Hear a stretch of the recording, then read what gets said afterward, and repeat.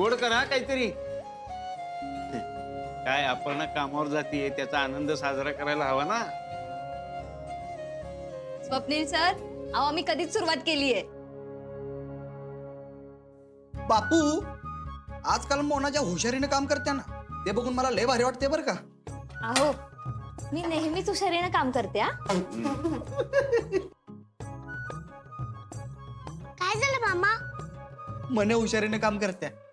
अरे फोनवर एकाला पैसे देऊन बसली होती, आठवतंय का तुला? तुम्हाला ना बायकोच्या कमतरताच दिसतात हो. तुम्हाला कधी चांगलं दिसलेलंच नाहीये.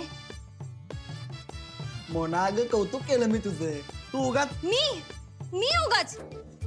बापू अहो तुम्ही यांना सांगा, नाहीतर मी. दिप्या, अरे असं का करतोस रे? ती दिवसभर काम करत असते की नाही घरात, आणि तिला काय पण बोलतोय तू.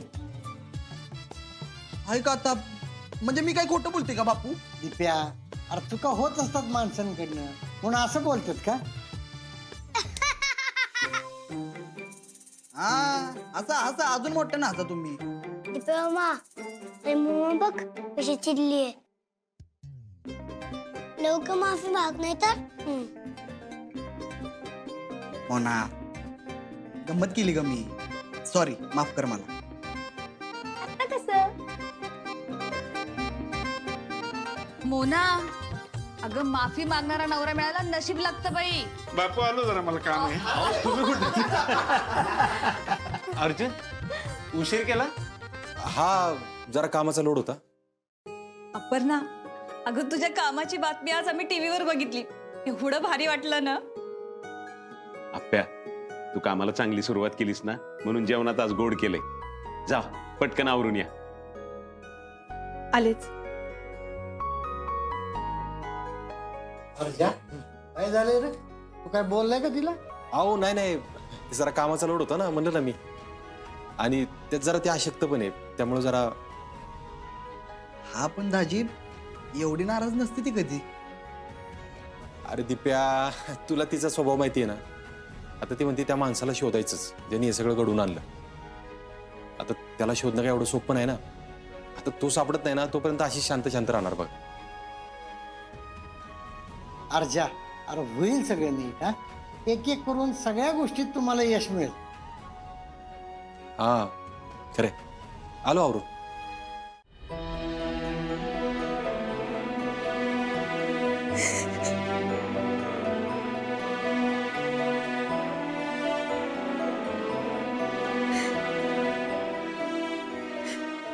समजा लोकांनी मला एवढं जीव लावलं,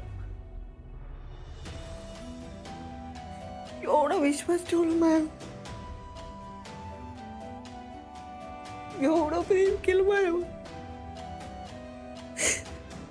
मी काय केलं? दिप्पे, दिप्पे तुला इथून जायचंय, पण यांची माफी मी मागायची ग. सोन्यासारखी माणसं आहेत सगळी, कशी मागू माफी? तर बोलता बी येणार नाही त्यांच्या समोर जाऊ.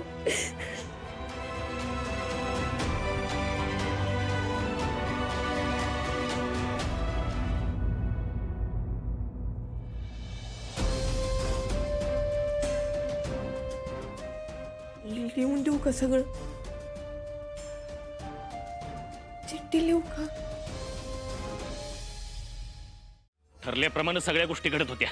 त्यात ह्यो फैजू कुठं गायब झाला? नाही नाही नाही, तो कुठं असं गायब होणार नाही.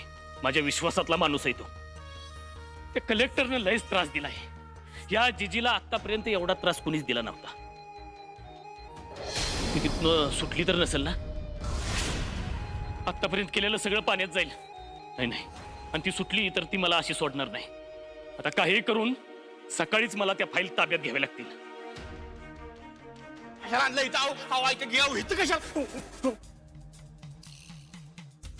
हो भाऊ, असं काय करू राहिले तुम्ही?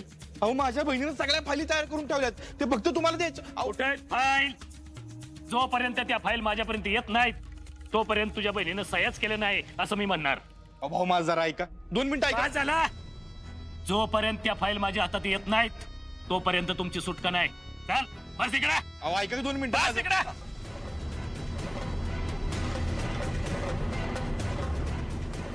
सह्या झाल्यात तर त्या फाईल दीपानं ठेवल्यात कुठं?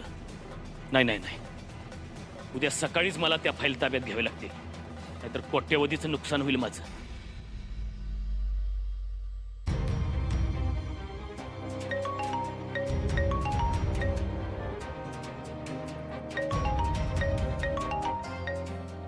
हॅलो, गिरीश गायकवाड बोलतोय, उर्फ जीजी. बोला की. माझ्या सह्या केलेल्या फाईल मला पाहिजेत. ऑफिसात त्या फाईलवर सह्या करून ठेवले. तुमचाच माणूस येऊन घेऊन जाणार होता. कोणी सांगितलं? कोणी सांगितलं म्हणजे? आता तुमच्या माणसाने फाईल आणून दिली म्हणल्यावर तोच नाही का घेऊन जाणार? हे बघा, जोपर्यंत त्या फाईल माझ्यापर्यंत पोहोचत नाहीत तोपर्यंत तुमचं काम संपलेलं नाही.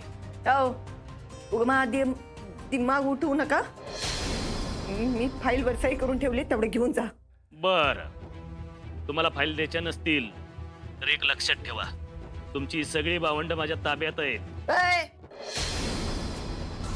विषाद आहे का तुझी चिलीपिलीला हात लावायची?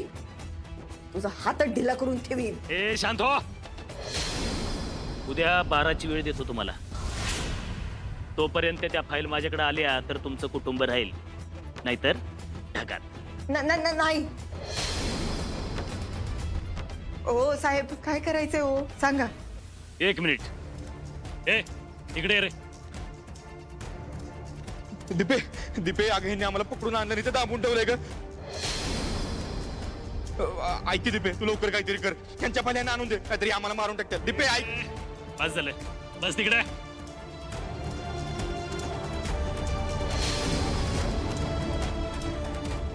ऐकलं का?